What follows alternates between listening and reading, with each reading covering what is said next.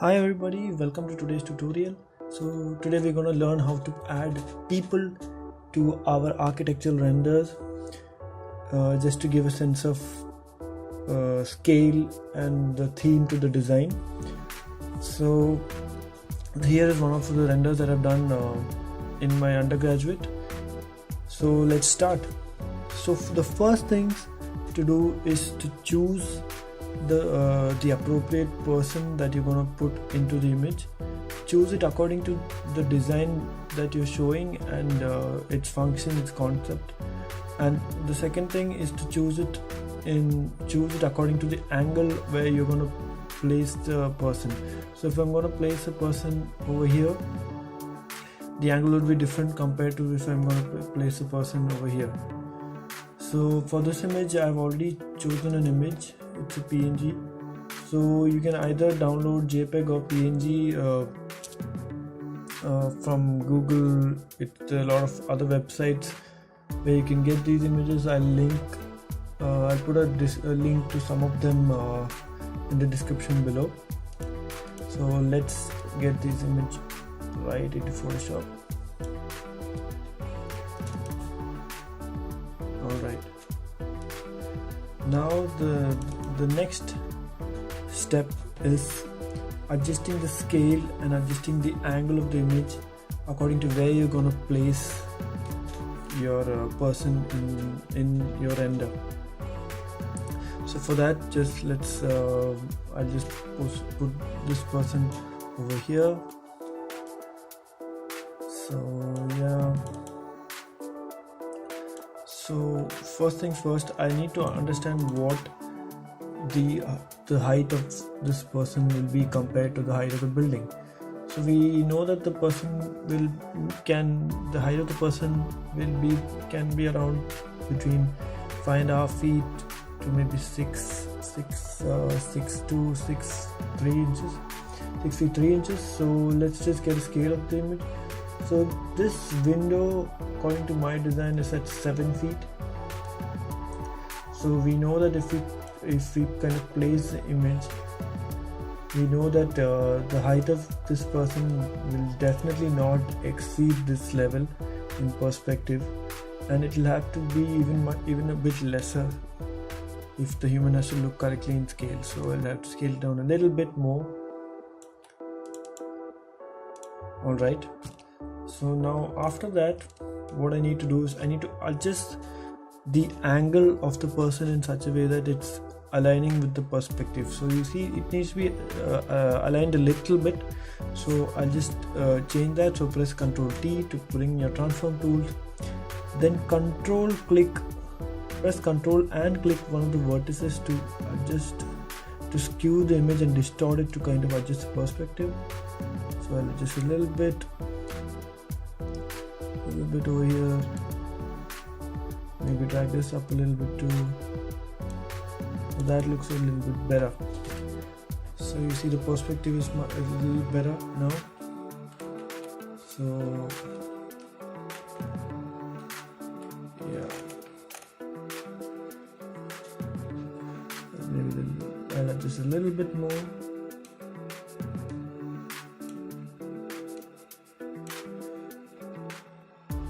Alright, that looks much better.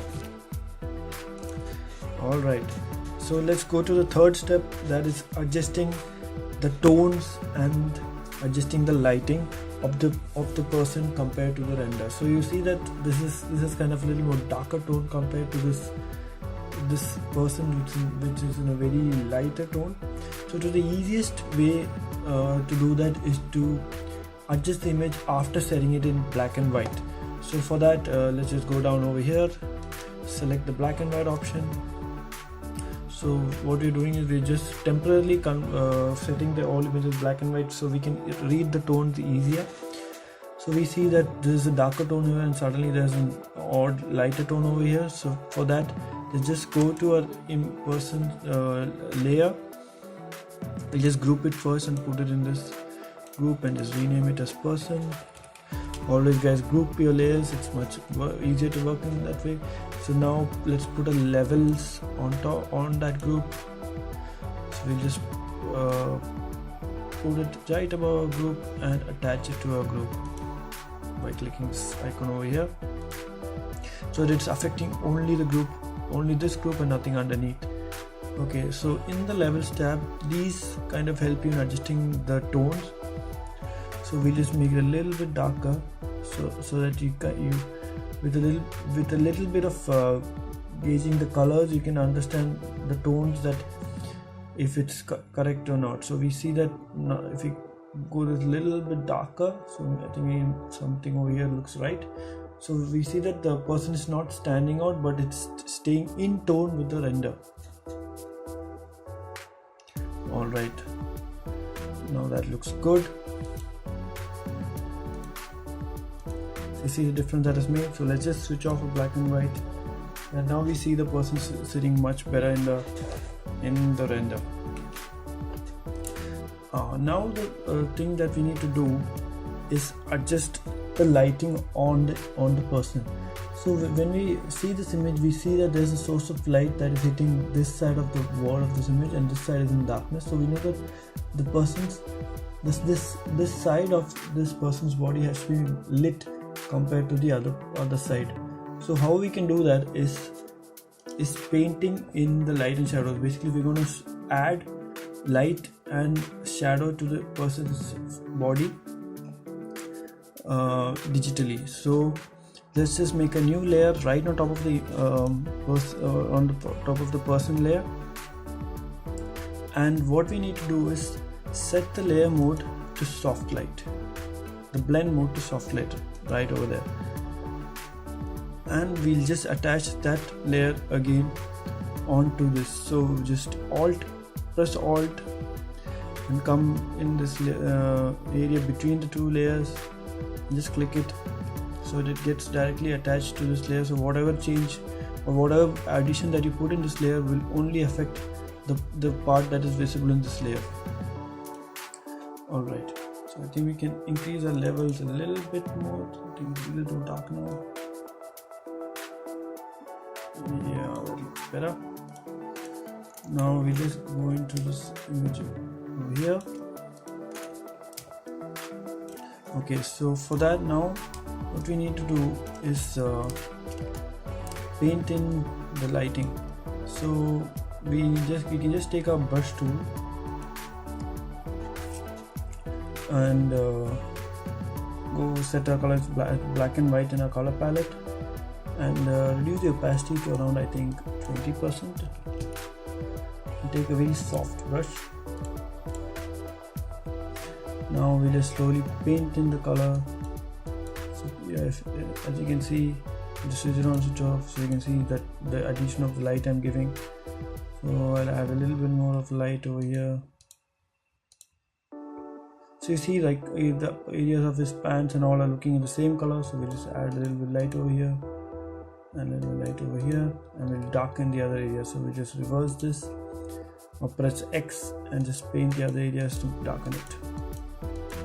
So that's like that. Maybe part of his face also.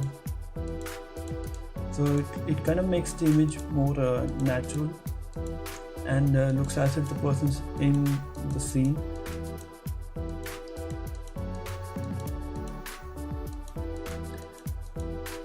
So this is kind of the technique that I've learned from RQ9.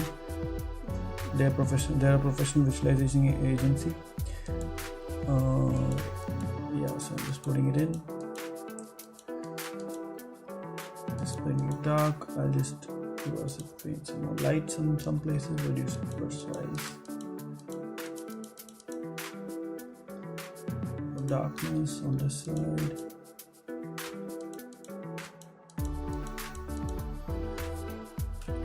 So I'll just show you what's the difference that is made.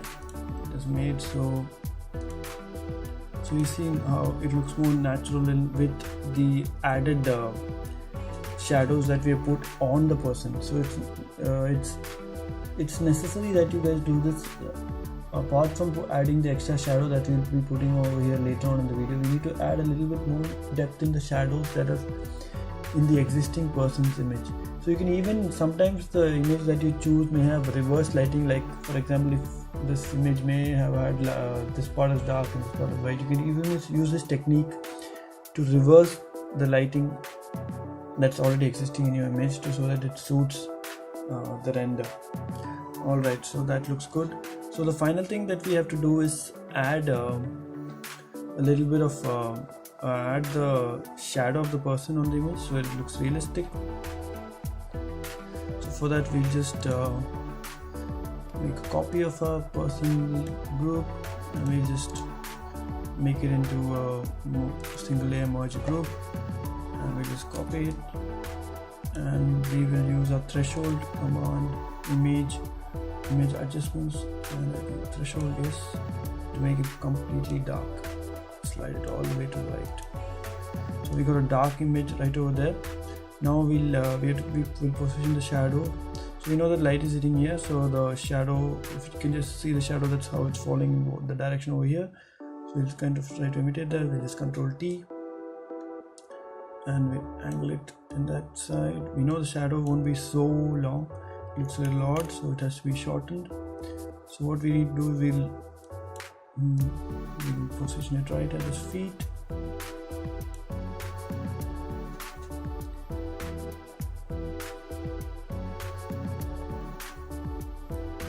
And we'll just use the same technique, quick control, and start editing the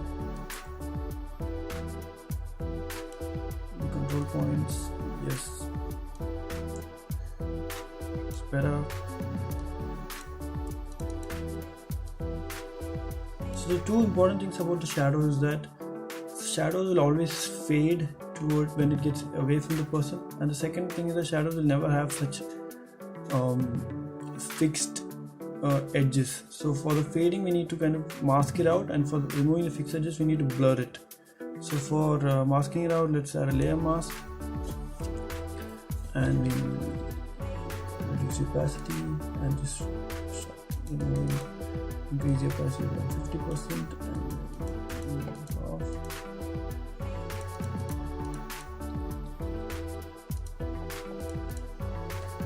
Put this right below group.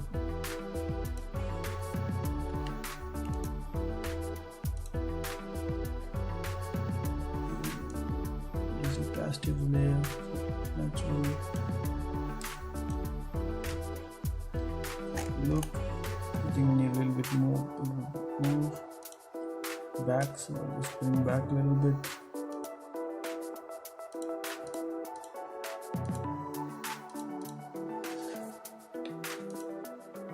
Now we'll just convert this back to a smart object, and we'll put a blur on it.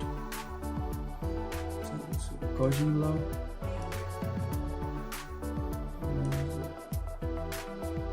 Reduce to around 1.5. Looks good.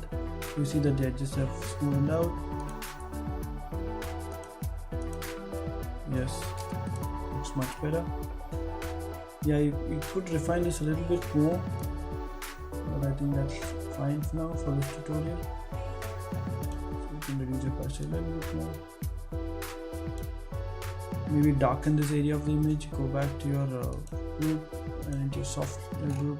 Take your brush tool. Just darken it up a little bit in this area because it's the part that touches around. Yeah, much better. So yeah, so after this you can just add a color lookup over the whole image so that it looks like one. So you can just maybe add a nice filter, maybe something like this, so that the person looks as if from the image. So that's how you add a person to your image. Alright guys, that's all for today's tutorial. So give a thumbs up if you've liked this one, and comment below if you guys want to see something that you're working on, or some kind of tutorial that you want to see. Alright, that's all for today's video. Thank you.